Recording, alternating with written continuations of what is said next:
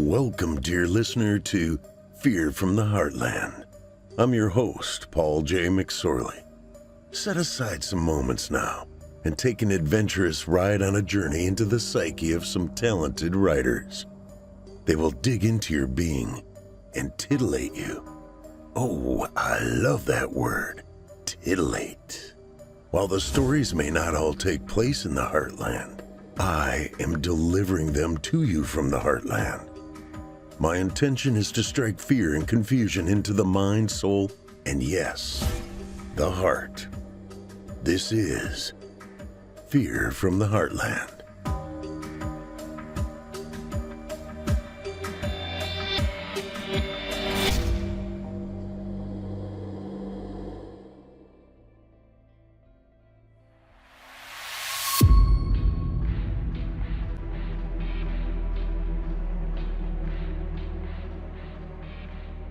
Hello, Heartlanders, and welcome to Season 7, Episode 5 of Fear from the Heartland.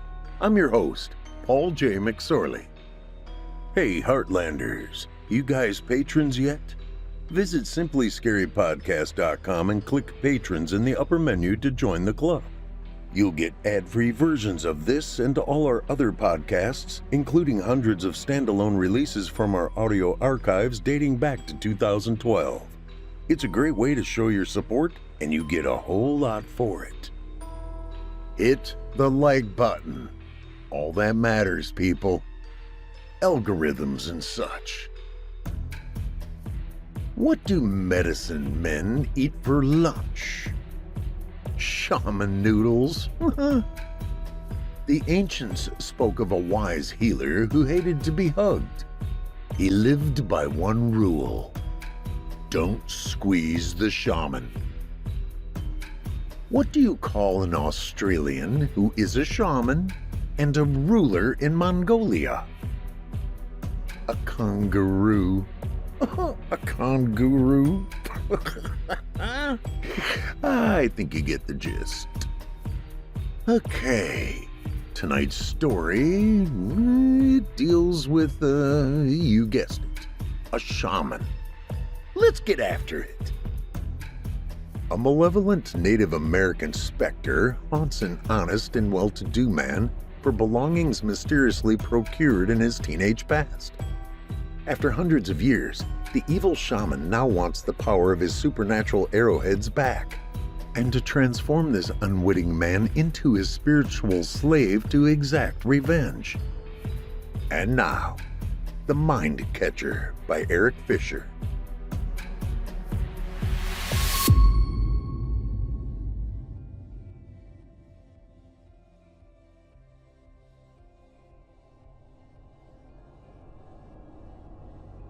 September 1977.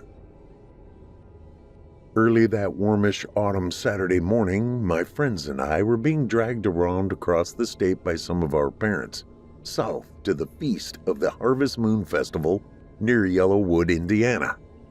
You know, it's that burg down in Buchanan County, southwest of Bloomington, the only real town for miles, surrounded and isolated by the rolling Hoosier National Forest area. I've heard a lot of weird and gruesome events have happened around there over the years. Wow, over the years. Sounds more and more like an ephemeral description of time and memories to me now. So, anyway, maybe you've never heard of Yellowwood. There are plenty of stories of that idiosyncratic area I could share.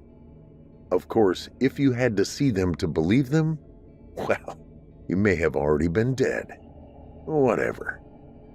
We had grown up as normally inquisitive young teenage kids raised in the age of idle time self-management, disco, pet rocks, and the coldest Midwest winters of the 20th century. No parental cell phone tracking, social media angst, or participation trophies for school events.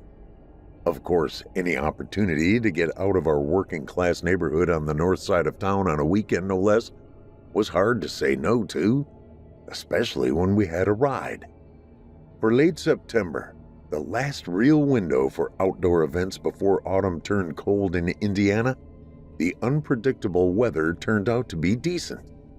It was dry and a bit warm that weekend, just as the trusty meteorologist on our giant 25-inch color console TV had predicted.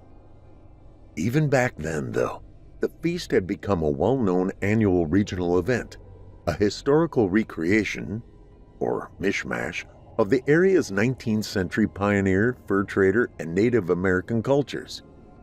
FYI, it was still okay to call them Indians back then. After all, we didn't grow up playing cowboys and First Nations. No disrespect intended. The event took place every autumn at a large local county park where Indiana State University archaeologists periodically swarmed to the remains of a nearby Native American settlement along the White River to study a long-gone heritage, the last known origins of the mysterious Ogema tribe. On a spookier note, some of the researchers' comrades had apparently vanished deep into those woods known as Dark Hollow along the way, perhaps on property then owned by the U.S. government some years ago. No one had seen them since. The feast perennially drew several thousand visitors to the backwater region, where there were a lot of various exhibitions on life during the 1700s and early 1800s.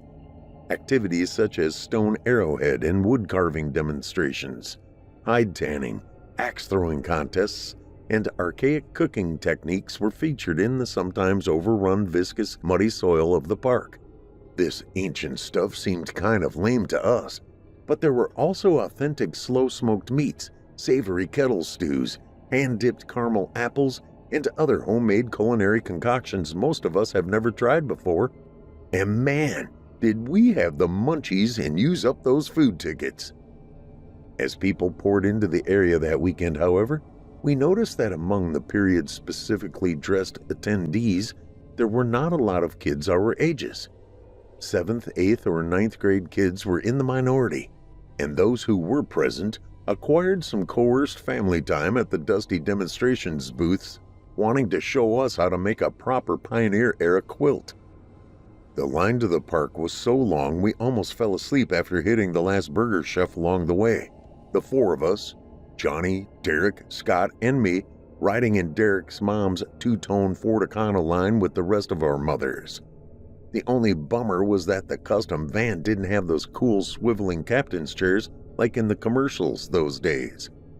It was, however, outfitted in the rear with enough camping apparatus to get us through the night, as the mom's girls' night out was fiendishly dovetailed into the trip for its festival shopping and dining splurge.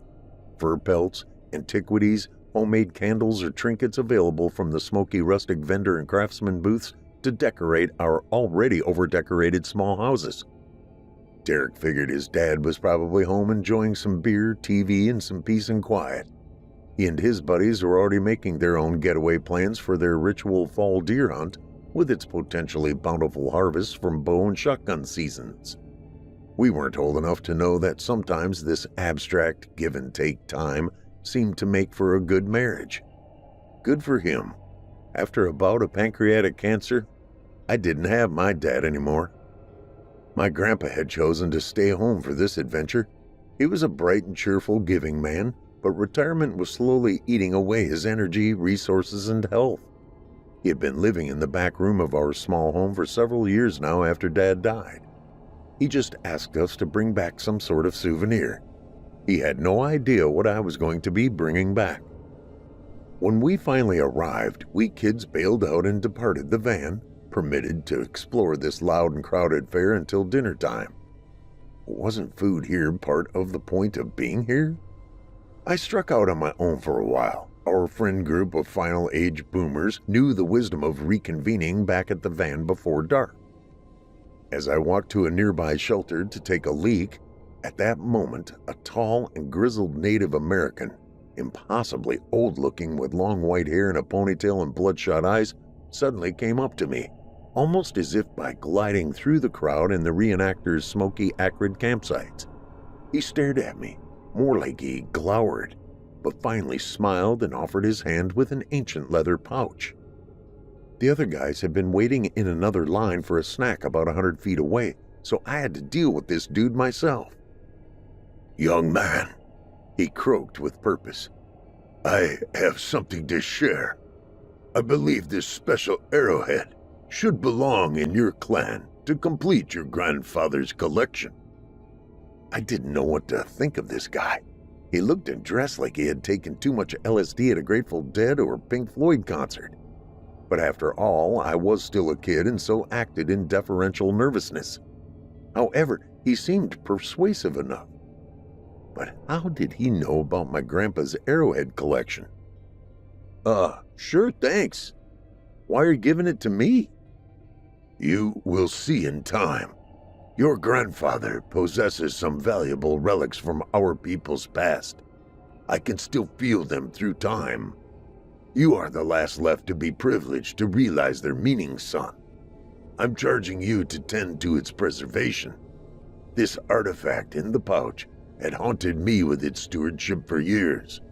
It must be passed along to a chosen one. If for some reason it departs from you, you must retrieve it at any cost. You see, I am the last of the Ogima. Our tribe nearly went extinct long ago, but there is still much magic in these arrowheads. You could say many souls were sacrificed in their preparation. But do not let anyone else even touch it. Only you as its caretaker may remain clean of their curse. If you deviate from my words, you will see why. Or soon you will meet its original owner, the man of dark waters. Only you can return him to the abyss before his hunger for power and destruction is unfurled upon your entire society.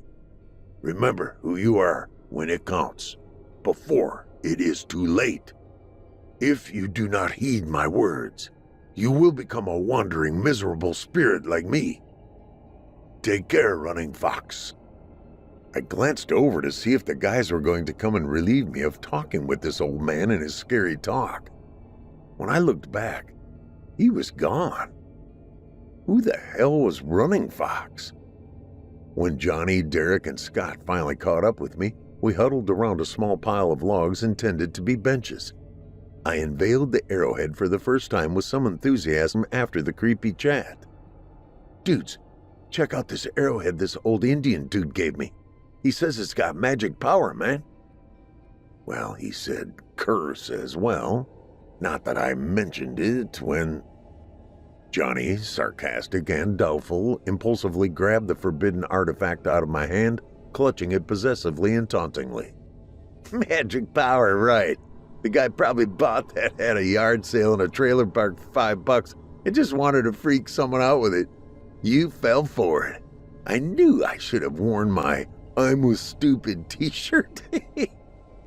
He defiantly closed his hand around the ancient arrowhead, shut his eyes, and felt nothing.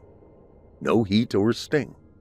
He had even spit on it to shine it up, exhibiting one of his usual gross habits.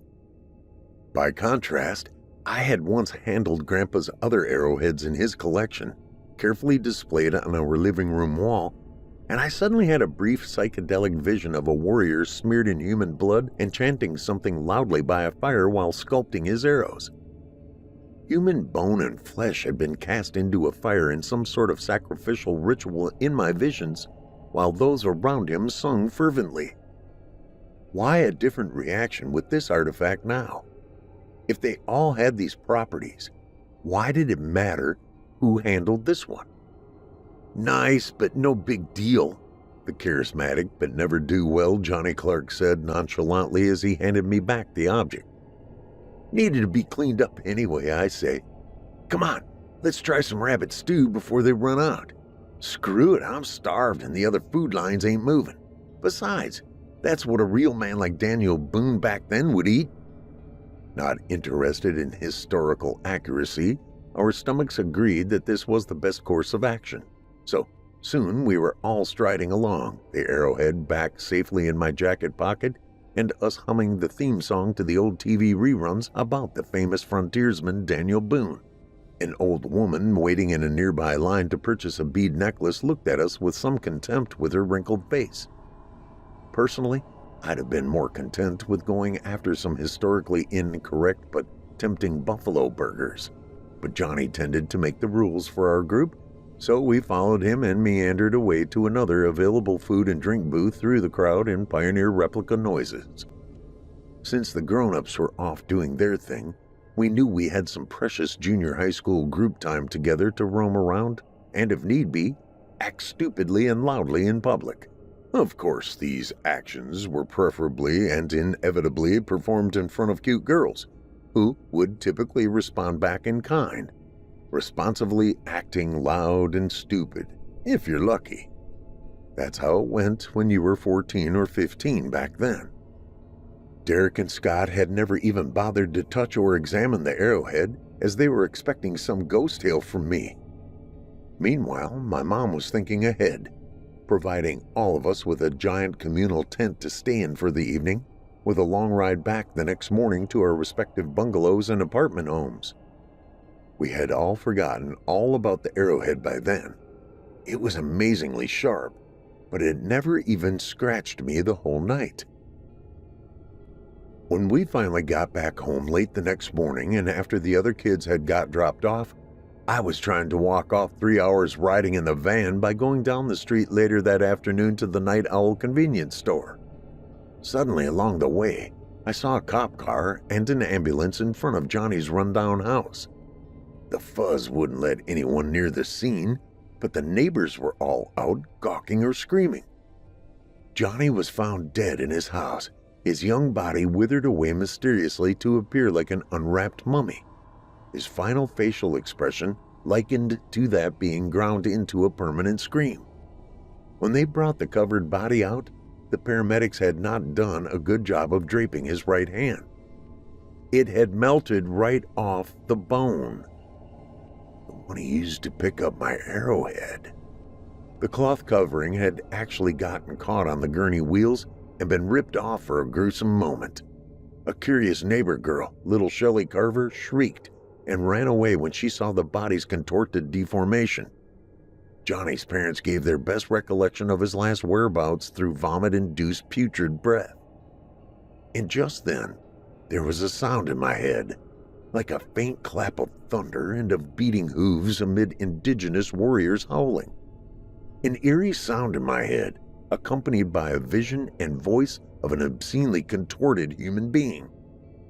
"I want my talismans back. If not, we shall meet later, young man. I can wait.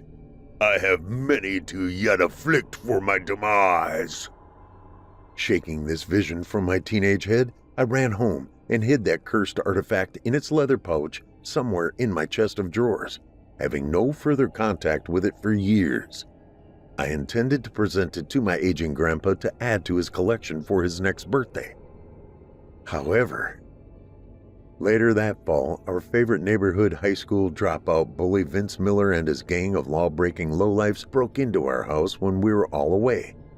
He must have been watching the place for days and stole most everything of value, including Grandpa's case with the prized arrowhead collection right off the wall. Everyone on the block knew they did it, but of course we couldn't prove anything, and he had subsequently beaten the crap out of me behind our school one afternoon for suggesting otherwise. I learned later in life that I was blessed to be a person who could forgive a lot of things, but I knew the collection, probably my only heirloom from Grandpa, was gone forever. Only the old crazy Indian's arrowhead safely stashed in my chest of drawers remained hidden and out of Vince's hands. He had no idea who or what he had desecrated, or at that time, neither did I. Now, of course, all that was decades ago. Time sharpens or dims one's perspective, depending on your attitude, I suppose.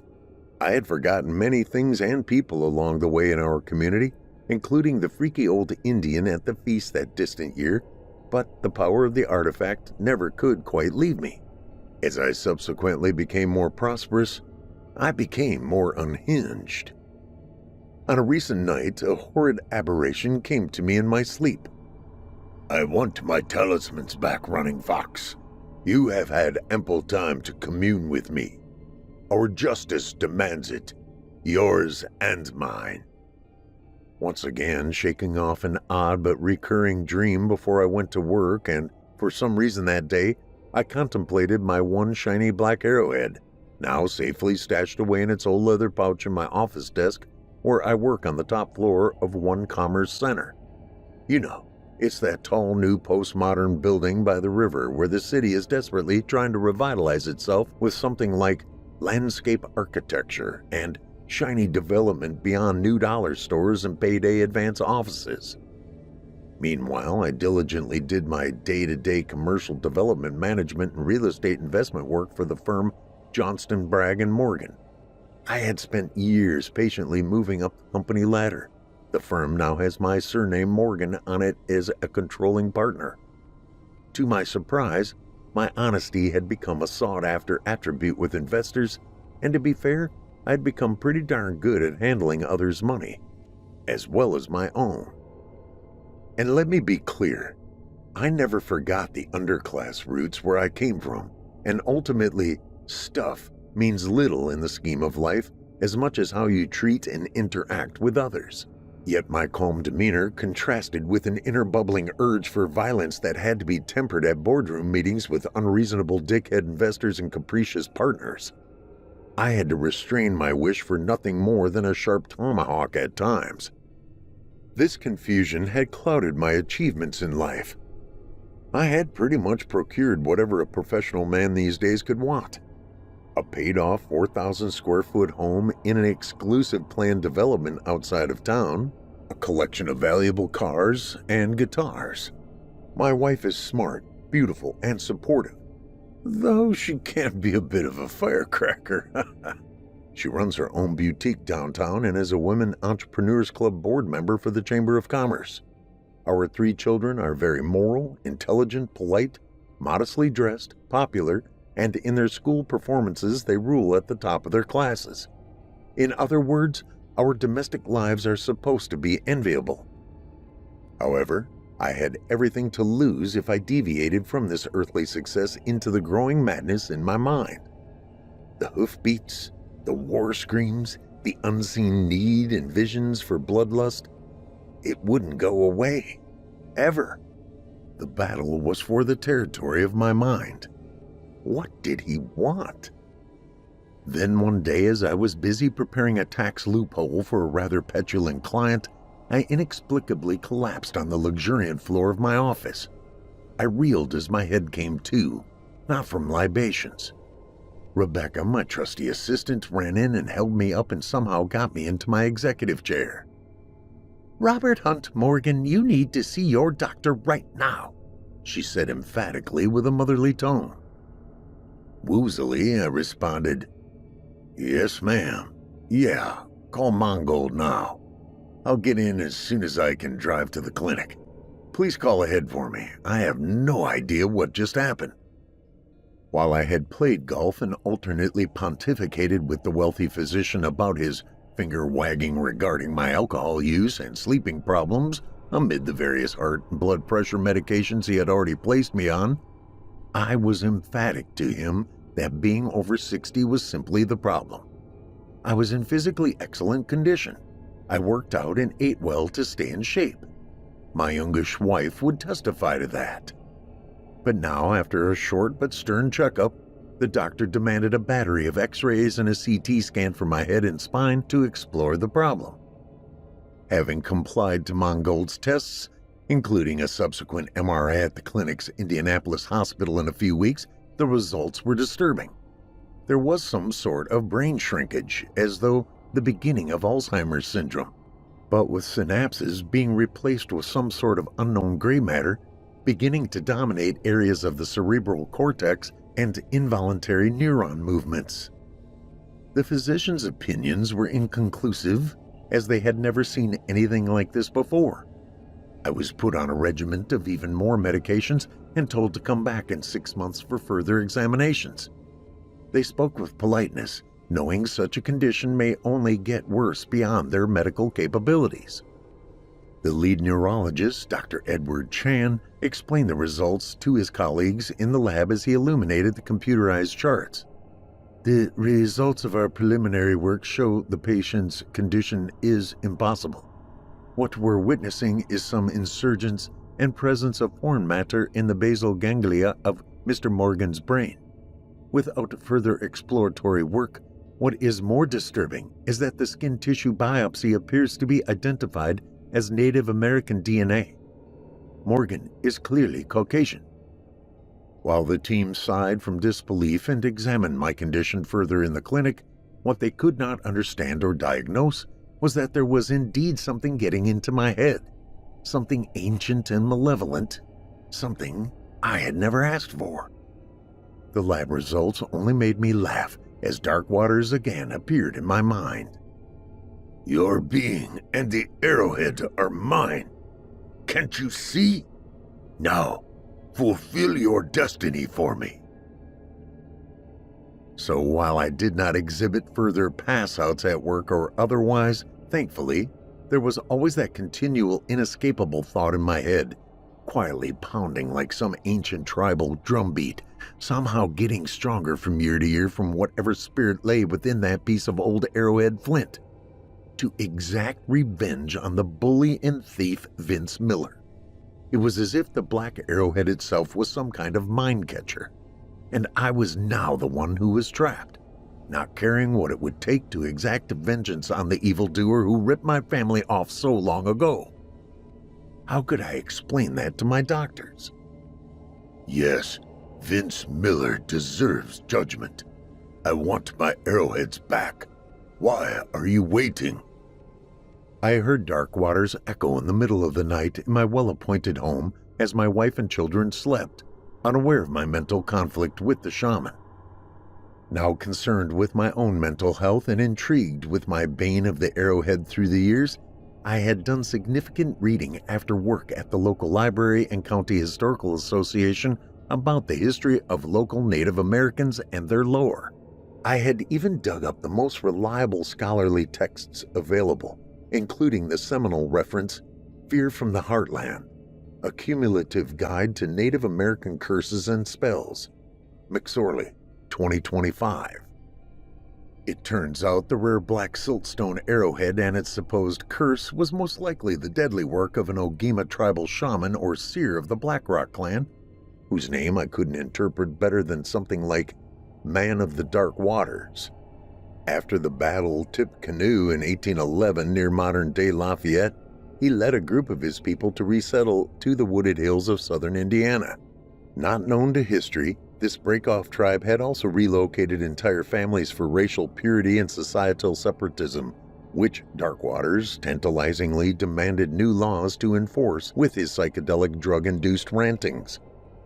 Within this enclave, there was no level of gore that his followers would not inflict upon themselves or others to achieve the eternal life of emptiness and self-destruction that Dark Waters preached. According to my findings, Dark Waters lived in the pre-Indiana Territory, also known later as the Northwest Territory, during the late 1600s and was an intimidating master at practicing the black arts. While pretending to be an Ogema tribal leader working with French fur traders, he had misled many of his tribe into mindlessly coerced murders and suicides with his hedonistic, misguided, drug-fueled rituals, often leading them along hidden paths rife with snakes and wolves into dark and silent forests for his doing. As he smiled along the way to his clandestine altars of human sacrifice, many secretly followed his persuasive but diabolical teachings and racial hatred against other tribes, having fallen under his pharmaceutical and political spells. Some were even asked to prove their purity and obedience by impaling their mouths on sharpened sticks rooted in hard ground, believing the act of personal death and self-destruction to follow Dark Waters would provide the sacrifice required for a better afterlife.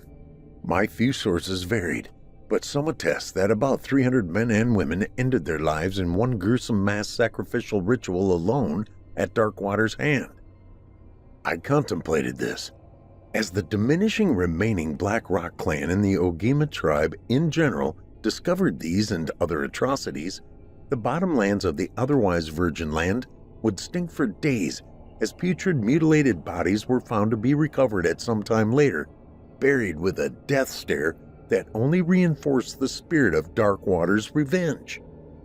As a feared member of the Ogema's inner sanctum, Dark Waters would bellow incantations as he carefully crafted his arrows with assistance from his minions, then prayed an unearthly blessing on them before enthusiastically dipping the arrowheads in something's blood, usually from a sacrificed captured warrior or slave girl, before using them in battle.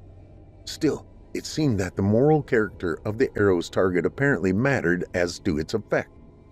If a person who was hit, or simply touched the arrowhead, was of good character, the curse would be reduced or denied. However, if the man was unrepentantly evil, then all kinds of grotesque things would happen in reciprocation. Looking back, Johnny was kind of a bad kid, but we couldn't really tell some things as right or wrong at that age. Still, his flesh being melted away like that. Man, you shouldn't have spit on the artifact, dude. Causation of a curse.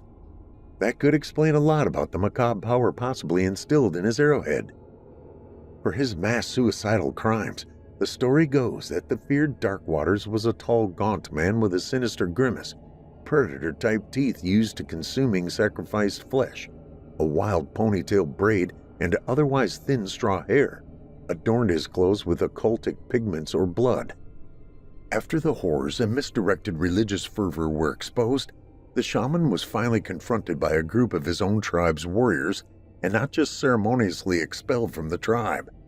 That should have been enough, but the sentence was that he was to be tied to a felled tree trunk, his manhood cut from him, and drowned alive, being cast into the turbid river with a curse cast upon him from the remnants of the ultimately doomed Ogima tribe.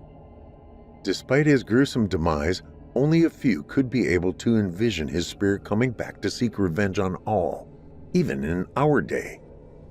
I can only wish this was all a kid's campfire story.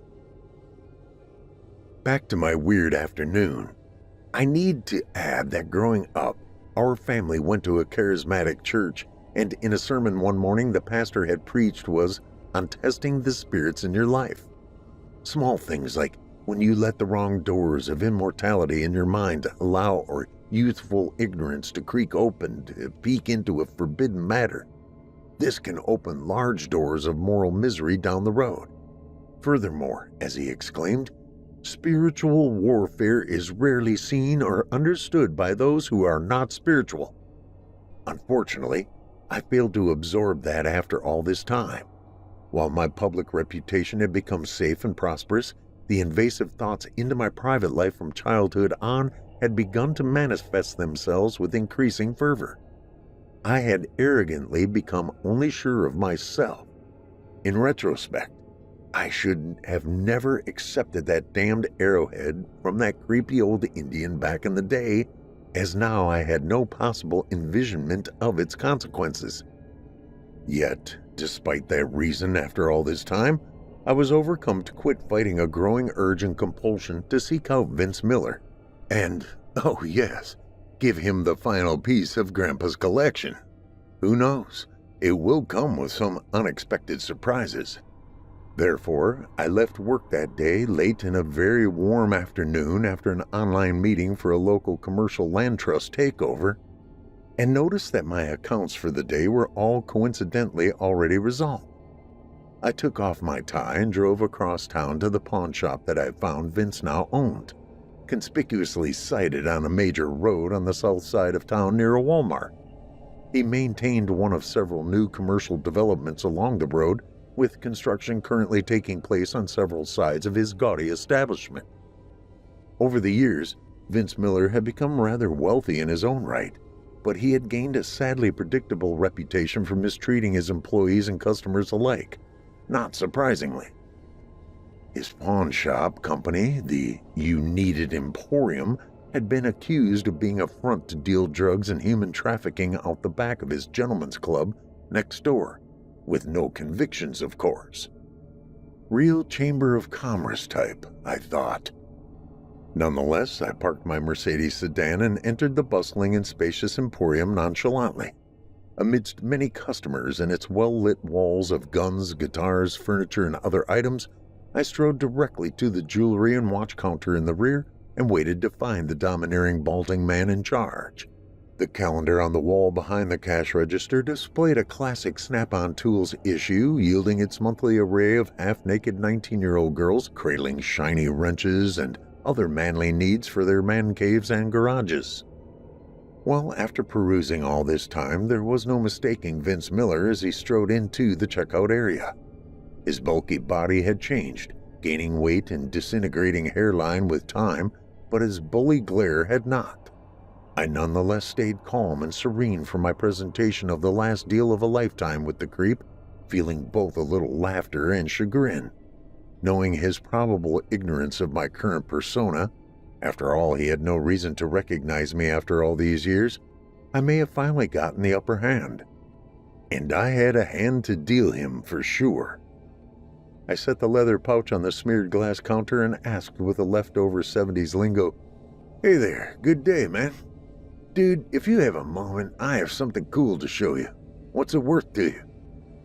Vince coughed and lumbered over, picking up the pouch clumsily. "Yeah, what's in it? Come on, I don't have all day." "Of course. This is a genuine Ogima tribe arrowhead, the last one left from an extensive collection I believe you may be familiar with. It would be an excellent addition to the ones I noticed you have on display in that glass case on the wall, don't you think? It looks like you've had them for a long time. Impressive. Where'd you get them?" The big man hissed. "Not your business, friend. Now let's just see what you got." Suddenly, my voice became eerily hypnotic to him as he produced the well-crafted siltstone point. "Yes, look at it. Feel it." Like some sort of zombie, Vince obediently fondled the old arrowhead under his magnifying glass. It was still shiny and resiliently sharp, its dark polished siltstone flashing an eerie glow. Still, despite his touch, he wasn't cut or harmed by it. Not yet, anyway. I've seen a lot of Native American stuff come through here. Yeah, this looks really nice. Probably is authentic for around here. Wow, it does look and feel like something familiar. Ogima tribe, you say?" I smiled and nodded, inwardly knowing the terrifying source of the arrowhead. I did notice the gradual transformation of my body as the discussion continued. I felt the presence of the old man from the feast. Who was Running Fox? Suddenly, as he coddled the relic, his demeanor changed to something more personable and relaxed, as if he was remembering a crime with no penalty. "Okay, I'll take it. Can't give you much for an arrowhead. But what do you want for him, mister?" "Call me Darkwaters. Does that sound familiar?" I spoke, smiling with a carefully controlled pulse of my mind while hearing vengeful hate and howling. Visions of the Ogima native tribe being slaughtered throughout the Indiana Territory by American troops in 1811. American settlers being slaughtered in revenge. Curses of malice concocted and employed long before by Darkwaters, long before Tecumseh's Confederation or other indigenous peoples' uprisings. Racial grudges sadly lasting to this day.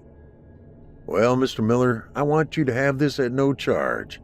I saw the rest of an impressive arrowhead collection displayed on your wall when I came, but it looks as though it's still missing a piece. You owe me nothing." "Wow, thanks, man. Freebie." It was clearly Grandpa's ripped-off collection on the wall, brazenly shown off by the bully after all these years. Bastard. Yet I sensed being overwhelmed by a greater and more ancient offense at stake. As my ire unavoidably rose a bit, I did not show it. Then the images of the arrowhead's power, echoes of shrieking warriors and a screaming, the drowning man hit me in my mind again. "Mine. Those are all mine. The white thief must die.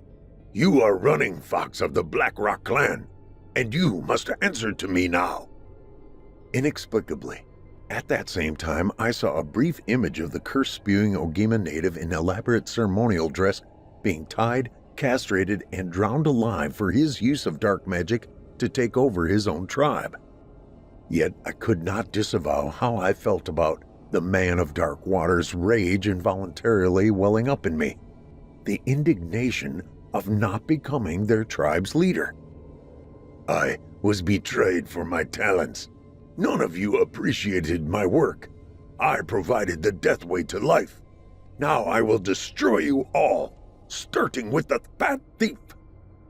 As this all flashed before me, I remained composed, feeling as if I was a caretaker of doom with that black arrowhead brought after being in my possession, and softly smiled with the voice of a man from hundreds of years ago and said, "This artifact should make the set I noticed on your wall to be complete.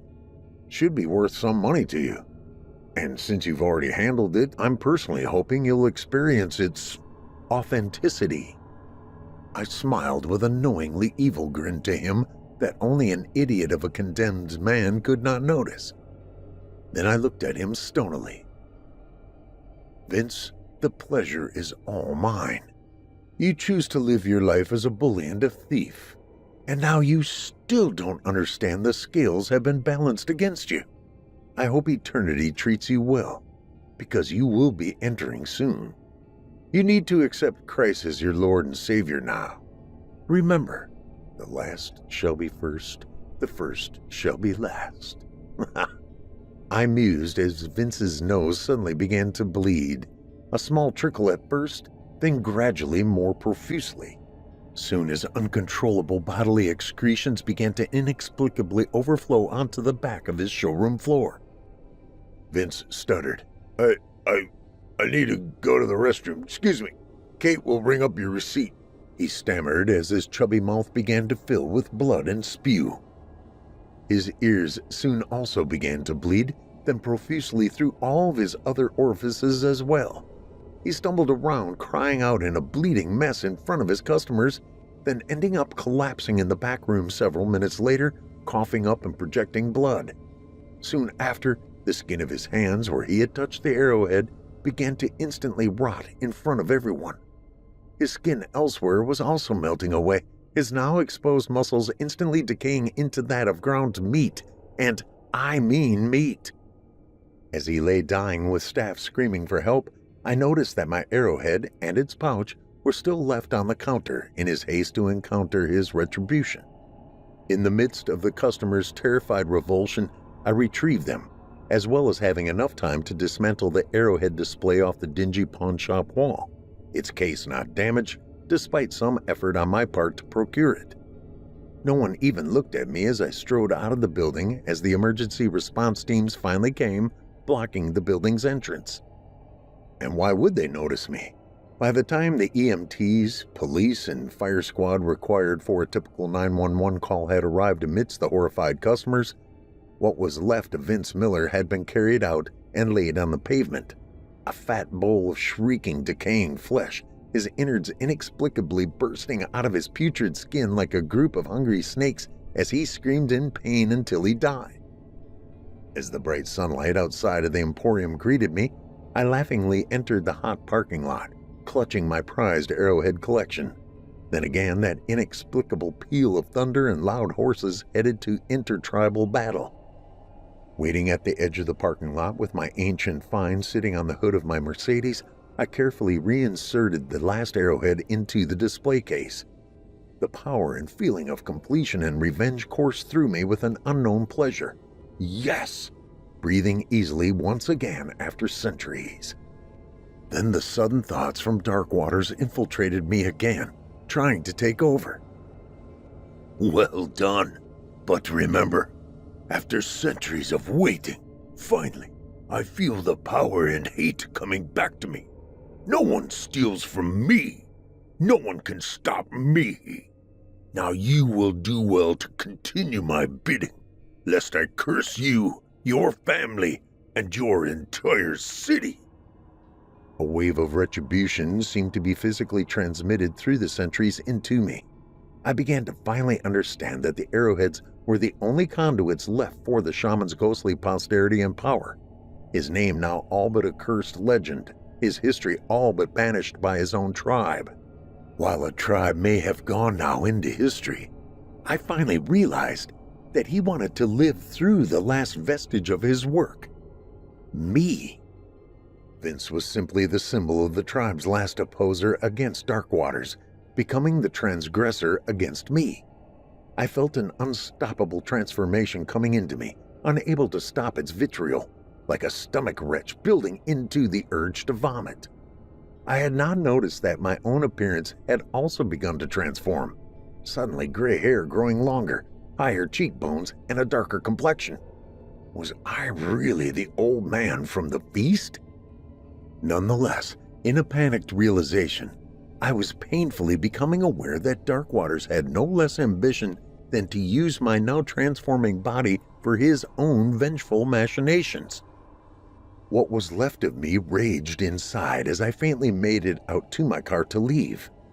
I had not been able to understand that I was physically transforming into a being from long ago. It was my own penalty for taking that damn arrowhead years ago from that old Indian. It had been Darkwaters' doing all along.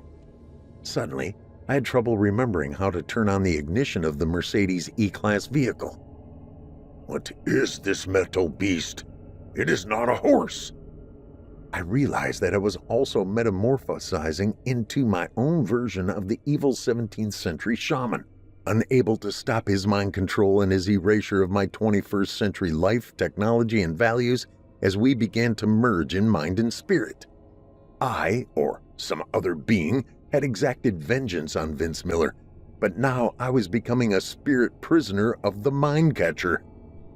Why am I among the white man? Where am I? Who am I now?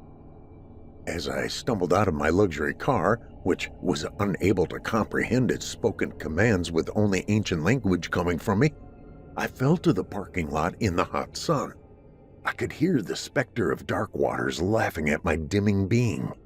I knew that whatever was left of him was in what was left of me, overtaking me now. Who was to say that once he was done with his tasks, that he wouldn't just curse me also with a heinous death like Vince's? I had to act soon. No, I had to act now. I looked up at the recovered arrowhead collection on the car's hood, grabbed its ancient artifacts in their well-preserved case, and babbled in some unknown language, involuntarily cursing the entire city. What would be the extent of Darkwaters' malevolence now he was reconstituting himself within me? His Darkwaters' laugh echoed again in my head. I had no idea what I had released with the reunified arrowheads, but I had nonetheless let this happen. Just then, I saw a group of construction men working some overtime on the new restaurant next to Vince's Emporium. They were demolishing the existing pavement from the former building and as well as preparing to place new foundation concrete footings. There on site was a large rock-crushing machine to recycle the old concrete, probably to reuse it as fill for the proposed parking lot of the restaurant site. I knew what I had to do. Grabbing the arrowhead collection box, my now transforming body stumbled over to the adjacent job site as more emergency response staff showed up in horror at the scene in Vince's disintegration outside of his pawn shop. Ignoring them, I yelled over the mechanical dim at one of the hard hats running the rock crusher with what remaining knowledge of English I had left. Hey, you need to help me. Run these arrowheads through the crusher, please. One young man named Nathan was preoccupied with loading the residual aggregate and obviously looking at me as if I was mad. My own metamorphosizing appearance wasn't helping the matter. Still, he was intrigued by my request. I thought, how long did I have before I became the physical incarnation of Darkwaters? Mister, we got this set up for number 53 pavement 4-inch lift base rock size. That crusher won't do nothing to those arrowheads. I looked at him intensely. Okay, then set it for fine grinding. Just for a moment, please. Obeying with a somewhat bewildered look, he looked warily around at his co-workers and said, All right, this ain't a crime scene, is it? We got cops and ambulances next door already. Oh no, this is justice. They must be pulverized. I shoved the entire package to him, speaking as with some newfound hypnotic persuasion. Nathan nodded with some sort of intuition and dumped all the arrowheads and case onto the conveyor belt load, adjusting levers to change the crushing sieve. The cursed stones traveled up the belt and into the crusher mechanism, mixing with large chunks of concrete. As the cylinders tightened and whirred with a higher RPM, they exuded a loud crunch once again from the large blue box of the Williams Patent Crusher's gears. Particle size reduction equipment, it advertised on its side. Perfect. A shrieking, crippled sound came from within the crusher. Only I heard it. "No! You cannot take this from me! I gave you power and life, and the death required to have life. You are to be the embodiment of me now. I provided your vengeance unto your enemy, and mine. The arrowheads are my power. I need the mind catchers and the flesh melters. You betrayed me. I see the abyss. Ah!" I looked to the sky as Darkwater's voice finally faded away, oblivious to the on-steering construction workers, somehow speaking a rebuke once more in the old Agima tongue to the unseen scourge. "No, liar. We are all your victims, Darkwaters. No more sacrifices, no more curses. Righteousness must prevail for your tribes and for the rest of us. Be gone for eternity."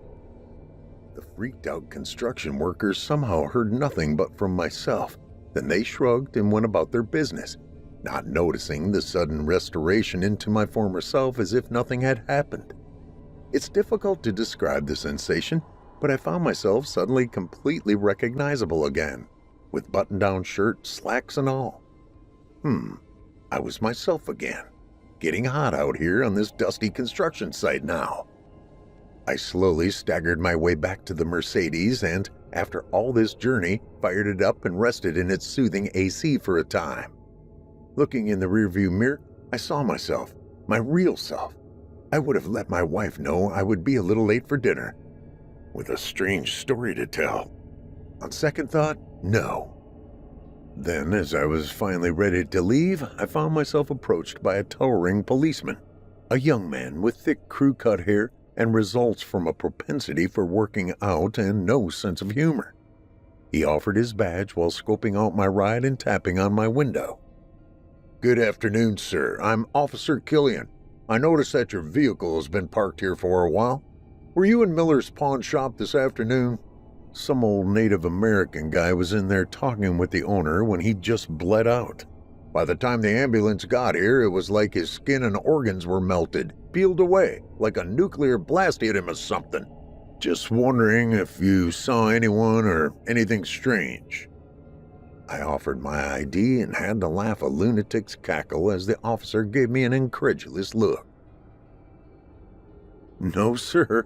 There was someone in there all right, making trouble. But you're late by over 300 years.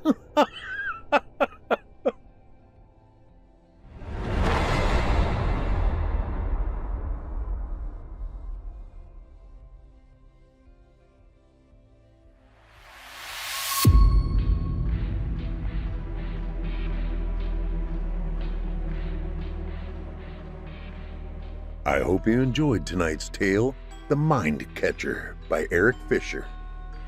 Eric Fisher is a landscape architect and engineering drafter during the day and is a 70s style rock guitarist who writes music and fiction for recreation and moral purpose. He has composed or is in the process of completing several short stories and novellas in the supernatural fiction and alternate history realm. Literary influences are Harry Turtledove, Stephen R. Donaldson, Frank Peretti, Frank Herbert, Philip Dick, and Stephen King. Fisher resides in his fictional communities of Yellowwood, Indiana, or Waycott, Kentucky, whenever possible. You don't want to know everything that goes on there.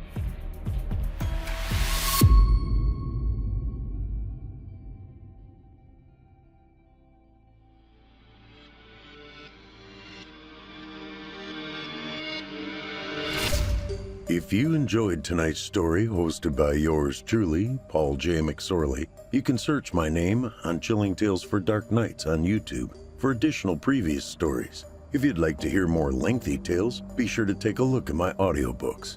Available now on audible.com or just visit paulsbooks.net. That's PAULSBOOKS.net. You can also find me personally on Facebook and Twitter.